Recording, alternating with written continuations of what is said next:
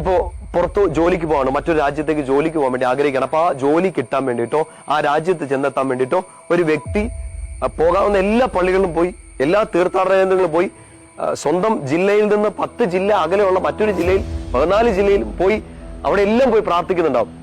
ജോലി കിട്ടി, അവൾ ഉദ്ദേശിച്ച ആ രാജ്യത്തെത്തി, ജോലി തുടങ്ങി, പറയാണ് പള്ളി അടുത്തില്ല, അതുകൊണ്ട് എനിക്ക് കുർബാനയ്ക്ക് പോകാൻ പറ്റില്ല. തീർച്ചയായിട്ടും നിങ്ങളായിരിക്കുന്ന രാജ്യത്ത് ചിലപ്പോൾ ഇത് കേട്ടുകൊണ്ടിരിക്കുമ്പോൾ അങ്ങനെ ഒരു ബുദ്ധിമുട്ടുണ്ടായിരിക്കും.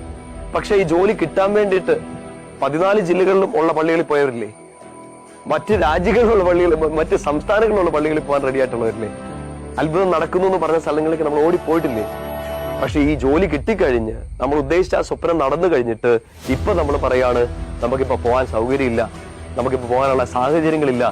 അത് ശരിക്കും പറഞ്ഞ ഒരു നന്ദികേട് തന്നെയാണ്. വളരെ സീരിയസ് ആയിട്ട് ചിന്തിക്കുക. ഇതെല്ലാം ഇപ്പോ പുറത്തു ജോലിക്ക് പോവാണ്, മറ്റൊരു രാജ്യത്തേക്ക് ജോലിക്ക് പോകാൻ വേണ്ടി ആഗ്രഹിക്കുകയാണ്. അപ്പൊ ആ ജോലി കിട്ടാൻ വേണ്ടിയിട്ടോ ആ രാജ്യത്ത് ചെന്നെത്താൻ വേണ്ടിയിട്ടോ ഒരു വ്യക്തി പോകാവുന്ന എല്ലാ പള്ളികളിലും പോയി, എല്ലാ തീർത്ഥാടന കേന്ദ്രങ്ങളിലും പോയി, സ്വന്തം ജില്ലയിൽ നിന്ന് 10 ജില്ല അകലെയുള്ള മറ്റൊരു ജില്ലയിൽ 14 ജില്ലയിൽ പോയി അവിടെ എല്ലാം പോയി പ്രാർത്ഥിക്കുന്നുണ്ടാവും.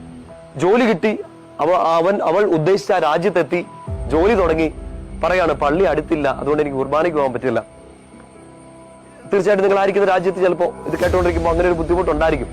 പക്ഷെ ഈ ജോലി കിട്ടാൻ വേണ്ടിയിട്ട് 14 ജില്ലകളിലും ഉള്ള പള്ളികളിൽ പോയവരില്ലേ, മറ്റ് രാജ്യങ്ങളിലുള്ള പള്ളികൾ, മറ്റ് സംസ്ഥാനങ്ങളിലുള്ള പള്ളികളിൽ പോകാൻ റെഡി ആയിട്ടുള്ളവരില്ലേ, അത്ഭുതം നടക്കുന്നു എന്ന് പറഞ്ഞ സ്ഥലങ്ങളിലേക്ക് നമ്മൾ ഓടിപ്പോയിട്ടില്ലേ?